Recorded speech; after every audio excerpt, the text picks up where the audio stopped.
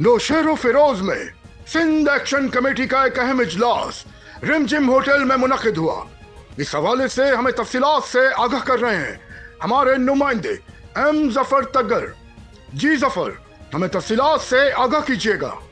जी, Naushahro Feroze Sindh action committee का एक अहम इजलास नौशहर फिरोज की रिमझिम होटल में मुनक्किद हुआ। इजलास में डॉक्टर नियाज कालिम पन्नल सारे इंचार्ज खुद सलीम जान भट्टी आज राजपर एसयूपी जिले सदर रजा बेन काजम चाल फरीद लाचार मेयर विस्तृ समेत मुख्तलिफ कॉम्पस जमायतों के रहनुमाओं ने शिरकत की। उस मौके पर डॉक्टर नियाज कालिम ने कहा कि हमने एक बार फिर सिंध के वसाइल पर सिंध एक्शन कमेटी को फाल किया है। उसका मकसद सिंध को तोड़ने और नए सूबे बनाने के खिलाफ आवाज़ बुलंद करना है। कौमी असेंबली में उस हवाले से जो करारदाद मंजूर की गई है वो किसी सूरत में कबूल नहीं है। उन्होंने मजीद कहा कि अगर सिंध के वसाइल पर डाका डालने की कोशिश की गई तो भरपूर मज़ामत की जाएगी। यह तहरीक बबरलो धरने से भी ज़्यादा सख्त होगी।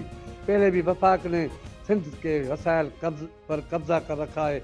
अब NFC अवार्ड भी वफाक के हवाले कर दिया गया है जो किसी सूरत में कबूल नहीं। डॉक्टर नियाज कालिम ने सिंध के आवाम से अपील की 11 तारीख को पूरी सिंध में एहतजाज रखा गया है। तमाम लोग अपने शहरों में जमा होकर वफाक को ये पैगाम दें कि सिंधी आवाम मुत्तहद है और किसी भी किस्म की धोखा दही या साजिश को कबूल नहीं करेंगे।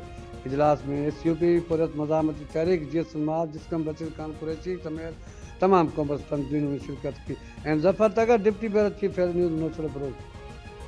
बहुत शुक्रिया जफर, हमें तफसीलात से आगाह करने के लिए। मजीद खबरें और अपडेट्स जानने के लिए देखते रहिए Faiz news network. Faiz news, Faiz सबके लिए।